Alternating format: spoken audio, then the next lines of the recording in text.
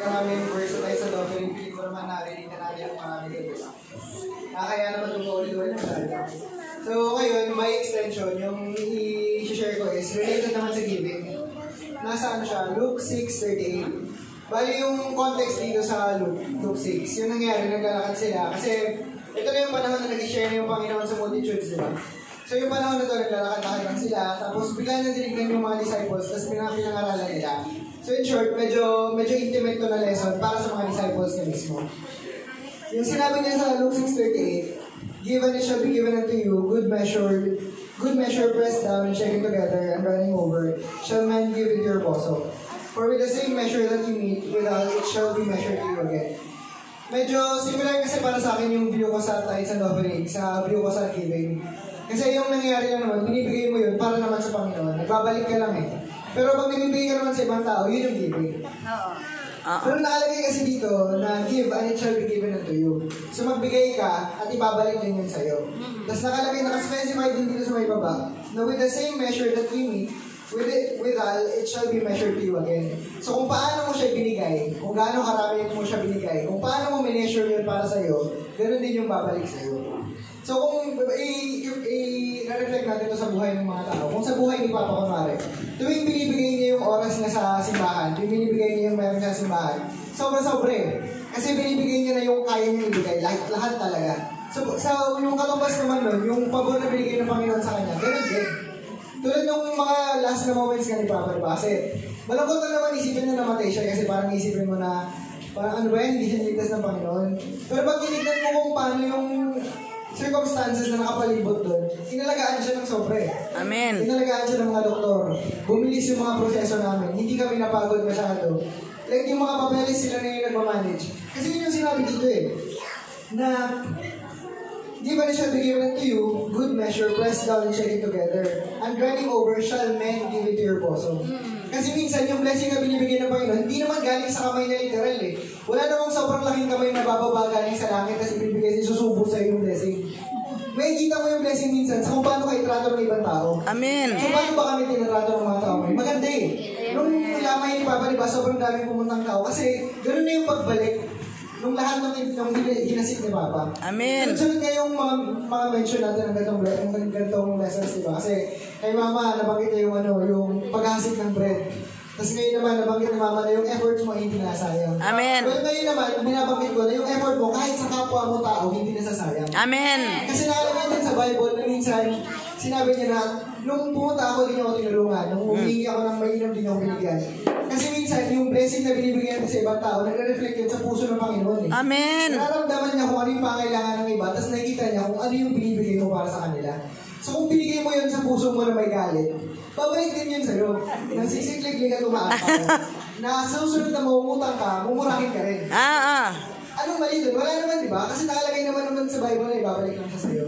So huwag tayo magalit. Isipin natin kung paano natin ginagawa yung mga bagay na hinahanap natin para sa atin. Pag humihingi tayo, hindi tayo binibigyan. Pag hinihingan ba kayo, binibigyan nyo rin ba? Diba? Yun yung tanong dun eh. Kasi nakalagay dito na 1:1 eh. Kung ano yung binigay mo, yun lang din yung babalik. Exact measure. So kung binigay mo yun na may bunganga, may hihingi mo yun na may bunganga din. So kung nag-bless ka ng ibang tao na nag-aalangan ka, yung pinakamaliit na pwede may bigay yung binigay mo, ganun lang din yung babalik. Kung nagbigay ka ng panis na tinapay, ayaw mo na kasi panis na, so binigay mo na lang. Panis na yung babalik sa'yo. Nang siksik-lik-lik ka tumaapaw, so siguro isang buong loaf na panis. So, mag-ingat tayo sa kung paano natin tinatrato yung iba. Kasi para sa Panginoon, kasi nga diba, ginawa tayo sa likeness ng Panginoon. Kahit pa gano'n ka makasalanan ng ibang tao dyan, banal pa rin yan sa mata ng Panginoon. Amen. Kasi mahalaga pa rin tayo. Mahal niya tayo lahat eh. So, kung yung mahal niya, binigyan mo ng panis, hindi malamang hindi siya matutuwa sa'yo, diba? Sa pagtutulong tayo sa iba, i-make sure natin na yung puso natin masaya. I-make sure natin na yung puso natin is nasa tamang lugar. Hindi yung nagbibigay tayo para lang makita. Kasi katagalan yan, pag nangangailangan tayo, kitang-kita din ang lahat. Hindi ba nakakahiya din minsan pag ganun? Na pag nagsisimula ka lang makaawa sa iba, gusto iba nakitang-kita rin ng iba. Kaya pag tumutulong tayo, mas okay na hindi nakikita ng iba minsan. Amen. Mas okay na private lang. Kasi minsan, meaning kasi nakakababa ng pagkatao. Pag nakikita pa ng iba kung paano siya ginagawa doon. So, ganun tayo dapat tumulong. I-try natin na itrato yung mga tao na mahalaga sila. Kahit ano pa yung sitwasyon nila. Tsaka yung dagdag ko lang is kung paano naman mag-timing yung Panginoon. Ito yung medyo mahirap na part eh. Kasi minsan darating ka sa point na magtatampo ka sa Panginoon kasi hindi mo alam kung kailan yung timing niya eh. Kasi nga diba, pag-usapan natin yung kay Moses, sumunod naman siya sa Panginoon, ginawa niya rin naman yung inutos sa kanya, pero hindi siya umabot sa Kanaan eh. Hindi niya ang nangyari lang, nakita niya lang, diba? So minsan sa buhay natin ganoon din.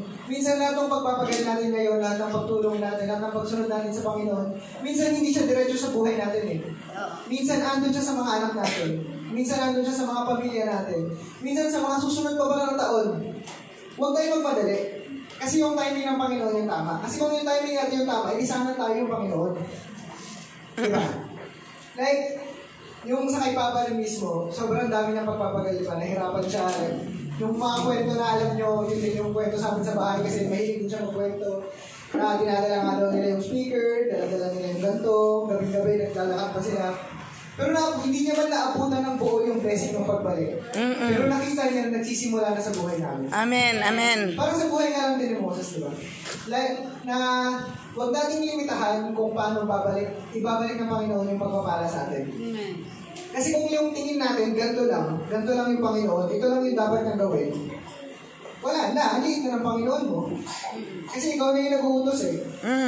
Bigyan natin ng room lagi, yung will ng Panginoon. Kasi minsan, yung will niya, hindi maganda tignan para sa atin. Pero para sa buong buhay mo, para sa lahat ng tao na kapalibot, yun yung pinakamagandang paraan para maibigay niya sa iyo. Amen. Kaya yun lang siguro na habang, eto nga, alam ko naman marami sa atin nagtatides na. Bubuksan na ng Panginoon yung durungawan ng langit, i-bless na tayo. Huwag natin kalimutan na i-bless din yung iba. May nakalagay pa nga na verse ba na huwag niyong i-withhold yung pagtulong kung kaya niyo. Hindi, mahirap din yun. Nahirapan din ako dun. Pero yung sa akin lang is, lagi natin siyang isipin. Huwag natin kakalimutan na yung tingin ng Panginoon sa atin, ganoon din yung tingin niya sa iba. Mahalaga din sila.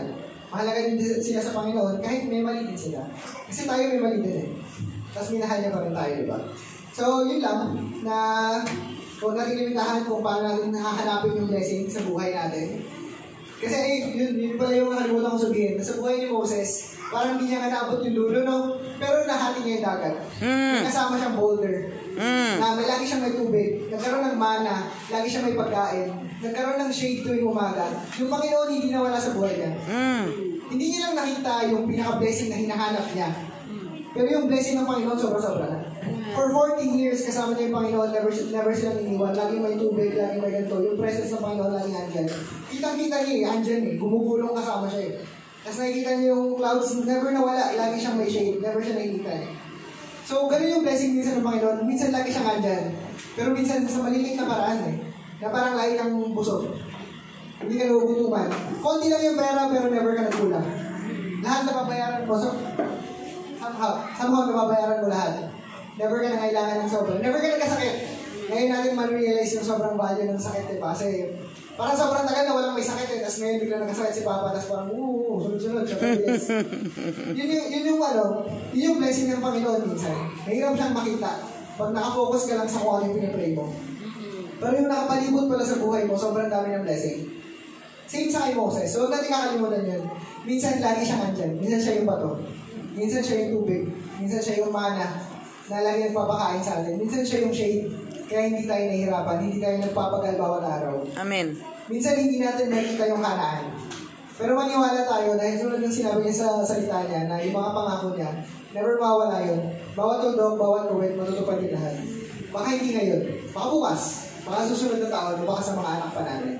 Pero never makukulang at never matisinungaling yung Panginoon. Amen. Amen.